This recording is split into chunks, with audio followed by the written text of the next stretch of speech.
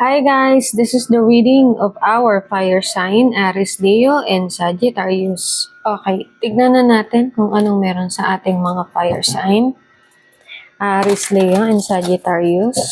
Okay, tignan natin kung ano ang status ngayon or makikita ng ating mga baraha sa ating mga fire sign, Aries, Leo, and Sagittarius.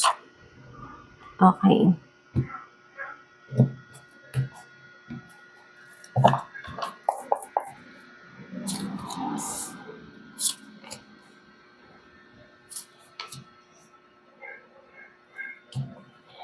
Okay, I have here the three main cards of yours. I have here from the bottom of your deck is the Seven of Pentacles. Okay. Ito kasi is requiring you for a hard craftsmanship, hard work, ganyan, determination. Okay. Then let's see the three main cards of your. I have here the King of Pentacles, the Emperor, and the Seven of Swords. Okay.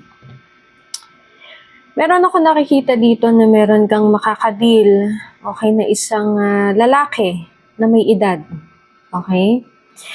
Kasi meron din ako nakikita dito na Seven of Swords na merong in the future, merong magkakaroon dito ng betrayal. Merong panloloko dito. Okay, may basta something cheating, betrayal, untrustworthy, okay, unreliable, something like that. Yun yung mga naririnig ko, okay?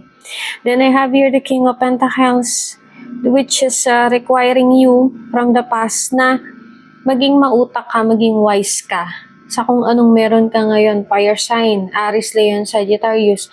Alam mo parang laging tungkol sa pera yung nakikita ko sa'yo, fire sign, okay?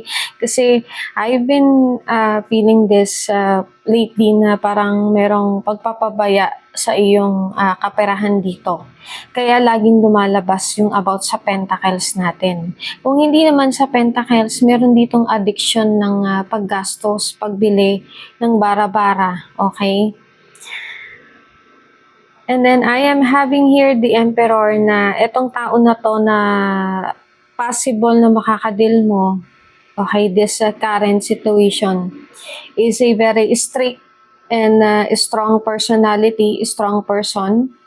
At gusto niya laging siya nangingibabaw sa inyong conversation. Okay. But then, I don't know kung sino itong makakaranas. It's either you or him, this person, in the future ng isang betrayal, isang Seven of Swords, na kung saan merong mananakawan sa inyo. Possible may mai-scam. Okay? When we say like that, we must focus. Okay? We must focus on the energy of the Seven of Swords. Okay? Kasi ito yung mangyayari in the future. So, ano pa? What else? Pahalagahan mo. Okay? From the bottom of your deck, pahalagahan mo tong Seven of Pentacles mo. Etong mga pinaghirapan mo, fire sign, Aries, Leo, and Sagittarius. Okay? You have to take good care of it wisely. Okay? Andito rin yung Six of Pentacles. Maghinay-hinay ka. Okay? Sa pagtulong din, nandito yung Six of Pentacles. Maging wise din sa pagtulong. Okay?